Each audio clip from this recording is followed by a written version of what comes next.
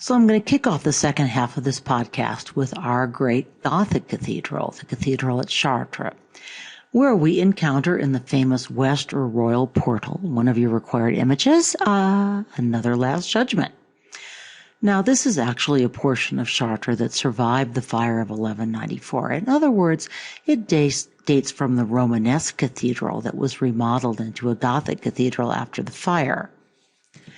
But the south portal was carved 100 years later in the heart of the Gothic period, and here again we see a Last Judgment.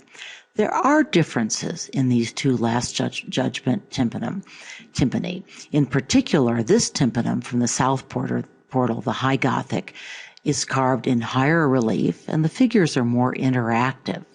Both are characteristics of Gothic sculptures. Still, these two portals should warn you against making too sharp a distinction between art historical periods.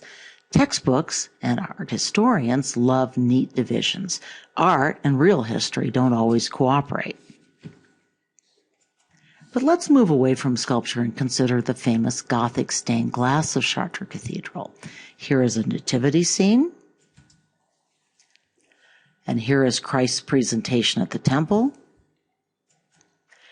And here is the entry into Jerusalem. Note that none of these is a required image, although Chartres Cathedral is, of course, in its entirety a required work.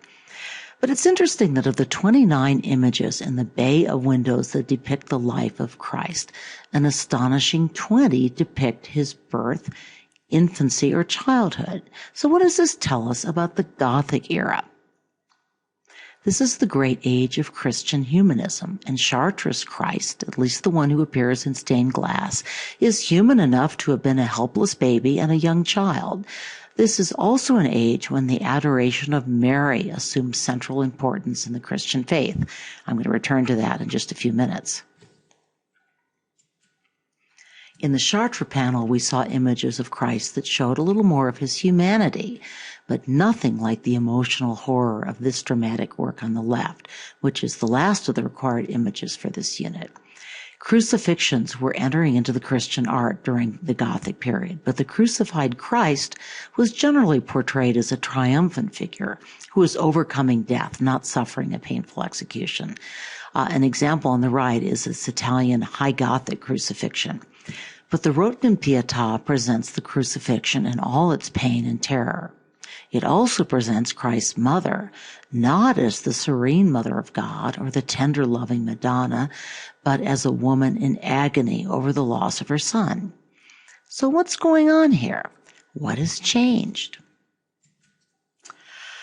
Well, both the Romanesque and Gothic periods were actually rather upbeat times in history. Romanesque churches celebrated, among other things, the fact that the world did not end in the year 1000.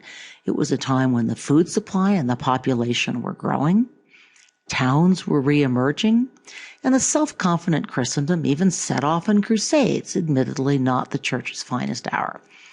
Gothic Europe saw the rise of cities, the establishments of great universities, especially in Paris, and a Christian humanism that celebrated learning and human accomplishment, although always within a Christian perspective.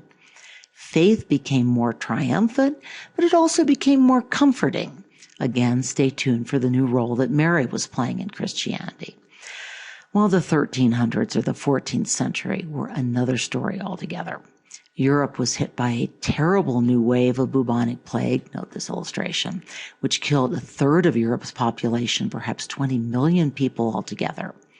The 100 Years' War between France and England devastated much of France. The church experienced its Babylonian captivity, a time when there were rival popes in Avignon and Rome, which, as you might expect, undermined the church's authority. The Ottoman Turks, remember them, conquered much of Eastern Europe, and they advanced on Vienna. They came very close to conquering Western Europe as well, as Europeans feared. And finally, this was a century of terrible climate change. In this case, global cooling, or what is sometimes known as the Little Ice Age. Widespread famine developed as farms became dramatically less productive. These were not good times. So the church and individual Christians responded to this suffering in various ways. The 14th century witnessed a rise in mysticism and a greater emphasis on personal devotion and personal relationship with God, on visions of God, of Christ, and of Mary. If High Gothic Christendom identified with Christ the innocent baby, Christ the ruler, Christ the son of gentle Mary, the late Gothic Christians identified with Christ the suffering servant who had experienced the same kinds of troubles and therefore could help lead us through them. Francis of Assisi was transforming monasticism, sending monks back to the city to minister to the poor, and the suffering of Christ and his empathy for suffering humans was central to the very popular preaching of Franciscan friars. The focus on Christ's humanity and suffering resonated especially strongly in Germany, where intellectual high Gothic humanism had never taken quite as strong a hold anyway. We're going to see more of these tormented Christs in the art of the Northern Renaissance after Christmas. The term expressionism will return in the 20th century. Again, it will be used especially to describe German work, so stay tuned. What stylistic devices does the artist use to convey emotion in this work? Well, the paint or polychrome has faded now, but the torrent of blood would have been a vibrant, dramatic red. The lines of the sculpture are twisted and contorted. The scale is not realistic. Mary is much larger than Christ, kind of turning hierarchy of scale on its head. Maybe this is intended to signal the way Christ has been temporarily diminished in death. Well, I need to move to our final required work, but first I want to look briefly at various ways Christian art has depicted Mary again over time.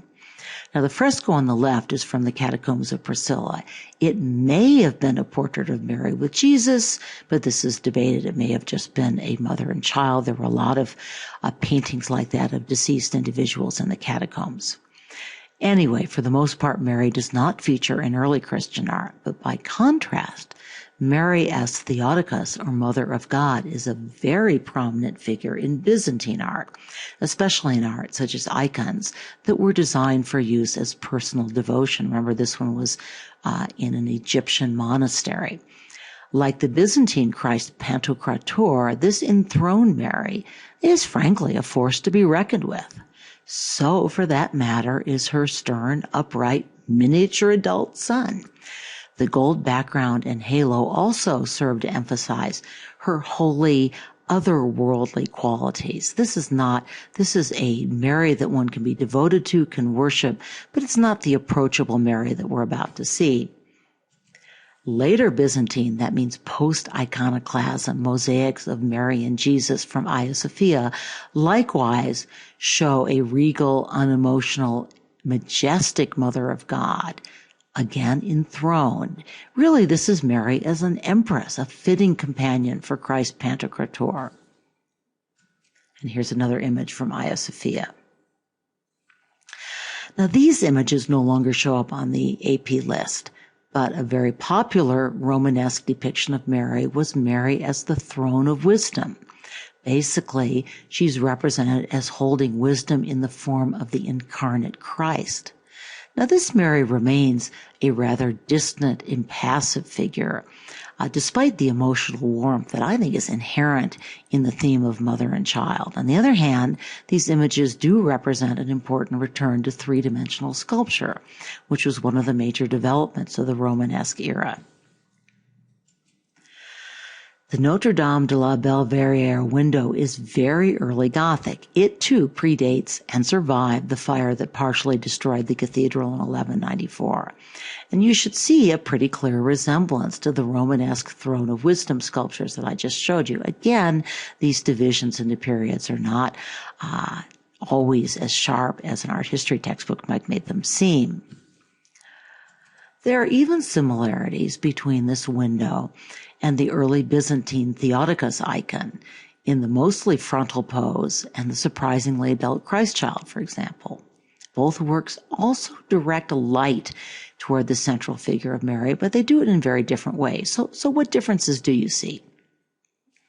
Well, the Mary of the Chartres window is the beautiful young Queen of Heaven. Note the unmistakable jeweled crown. It's the very popular Gothic image. She is somewhat less severe, and I would argue less aloof than the Theotokos. And a further contrast is created by the two very different media.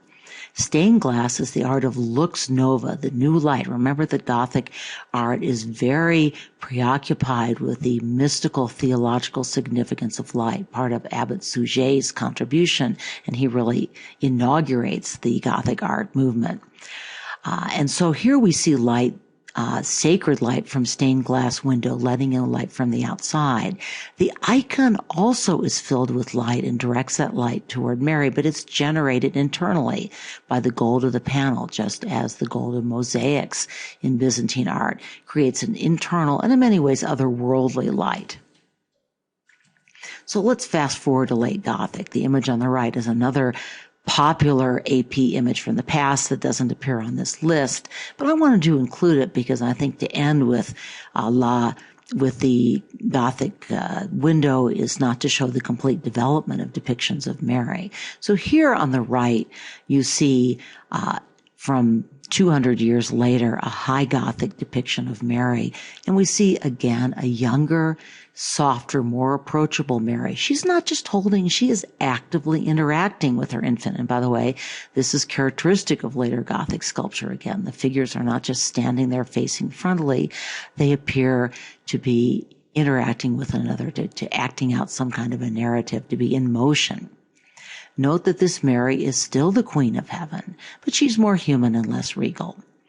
Both images reflect the adoration of Mary that characterizes the Gothic era and was especially important to Chartres, hint, hint about your essay, as well as to the Christian humanism of the time. We're also seeing a return to more classical styles of sculpture. Note the contrapposto, the way Mary's weight shifts to hold her baby. The draperies, too, reflect the classical style. Even though this isn't a required work, I could imagine it showing up in the AP exam, and in fact, it will show up on your unit test. So will this work? I was surprised that these statues did not show up on the College Board list because they are old College Board favorites. And you're going to see them on your unit test and therefore, of course, on your test review podcast. Again, note that we are seeing a gentler, more human Mary, and we are seeing figures in high relief, really almost removed from their architectural supports, interacting with each other. Something else interesting about this is that the statues were carved by different workshops and show different styles. The Mary and the angel on the left, the Annunciation scene, are wearing medieval courtly garb, while the figures on the right are wearing classical drapery. Note that not only the clothes, but also the contrapposto and modeling harken back to classical models. The Renaissance is coming, but it won't come till after Christmas break. And finally, we come around again to the Rotkin Pietà and a Mary who is not only human and approachable, but sharing our suffering. The work on the right, by the way, is Michelangelo's Pietà, a work of the high Italian Renaissance. It's not a required image, but it's a personal favorite of mine, so I stuck it in here for a point of comparison. Well, I've been very long-winded, and I still have one more work to cover in this lecture. Both of these are Gothic works, although the manuscript dates from about 100 years after the stained glass window. So what do they have in common? Well, you may have come up with some complicated and sophisticated answers, but I was actually looking for something quite simple. They're very similar in form. I would argue that the illuminated manuscript is echoing the shapes, the organization, the framing of stained glass, but even more simply, they're both about queens. The queen on the upper left of the manuscript page is thought to be Queen Blanche of Castile, the widow of King Louis VIII and the mother of King Louis IX. She ruled France from the time of her husband's death, when her son was 12, until he gained his majority. By most accounts, she was a clever and successful queen who dealt successfully with rebellion by nobles and with an outbreak of what the church considered to be heresy. Her son followed in her footsteps. He negotiated important diplomatic settlements.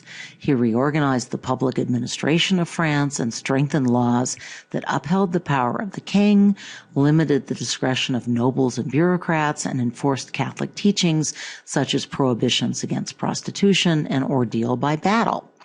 He fought in 2 crusades and was very highly regarded throughout Europe. He was sainted in 1297, the only king to achieve this distinction.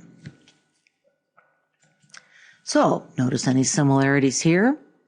The Chartres tympanum dates from just a few years before the manuscript page and was one of the images of many images of the coronation of the Virgin of Christ and by Christ popping up around Gothic Europe.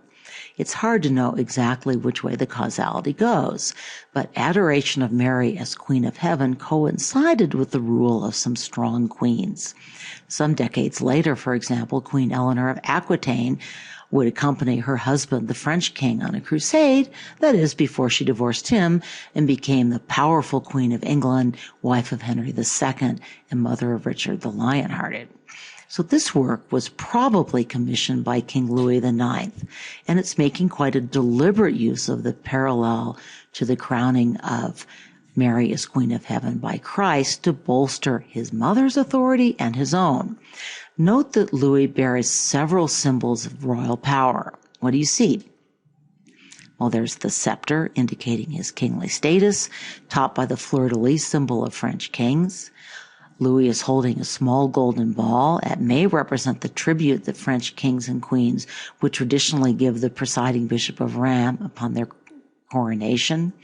Louis IX, a devout Catholic, sought to uphold the church, but he also pretty unabashedly used the church to bolster his own power. There are some interesting parallels to be drawn here if you want to discuss it if you have time to discuss it further. At the bottom of the page, we see the theologian directing the content of the work, which I'll discuss in a moment, as well as the scribe copying it down. Note that the image of scribes features in earlier manuscripts. On the upper right, we see the Carolingian Ebo Gospel, one of the McConnell Jacobs required works. I don't know if you had time to get to it, but it will show up on your unit test, so in the test review podcast. And the bottom, you see the St. Luke portrait page from the Lindisfarne Gospels. Both of these figures are, of course, evangelists. In talking about the dedication page, I neglected to explain what the term Bible moralise means. But you read about this in your homework, right? What is a Bible moralise? Basically, it's a manuscript that combines passages from Scripture with explanatory text that relates these passages to historical events or to moral lessons. Confession time. I could not find any good explanation for the illustrations contained in the roundels on this page. And notice again, by the way, a fairly direct imitation of stained glass, nor could I find an English translation of the Latin text. And I'm not alone in this problem. Several teachers on the AP listserv have complained that it's very hard to get information about this work, partly because the College Board chose a Scenes from the Apocalypse. It is not the one that appears in most art history textbooks. It may very well have been a mistake. Oh well. At any rate, what I think you really need to know about this page is, first, as I mentioned, that the roundels containing the illustrations echo the design of stained glass. So those are the two great two-dimensional Gothic art forms. The elaborate paintings also employ very expensive material and show figures garbed in court dress, part of that high Gothic tradition of sumptuous, expensive production for royal courts. But what would a moralizing Bible have to do with Blanche of Castile, King Louis IX, and religious and political power? Well, if Louis did in fact commission this work, as is generally believed, then he is associating his reign with biblical truth and moral authority. This was not a work designed for general audiences. It was a book created for kings. But in addition to educating a king, his possession of this elaborate Bible sent a message to Louis's nobles and his followers. The French king governed legitimately, and much of that legitimacy stemmed from his adherence to the church, his knowledge of the wisdom preached by Scripture, and his active pursuit of that understanding. Okay, I really have run out of time now, so let me just note in closing that if you blew off the homework on the work on the left, you might want to reconsider. It is one of the works that will show up on your essay test, along with the images from the much earlier Lindisfarne Gospels. For both of these, again, you will be answering a question about illuminated manuscripts, and particularly about the relationship between the illustrations and the text. My final 2 podcasts for this unit will be test reviews. In the first, I'm going to walk through this unit's required churches, reviewing floor plans and that pesky church vocabulary, examining the evolution of church architecture from early Christian through the High Gothic period, and discussing how changes in church architecture reflected changes in religious emphasis and liturgical functions over time. The second test review podcast will address the other image-based and general multiple choice questions. Well, we're approaching the holidays, and I know this can be a tough time to knuckle down and work. You're tired of art history. I can understand that. So here's a promise to cheer you up. There will be no homework over Christmas break. Hang in a little while longer, and you will get some time off. You've earned it.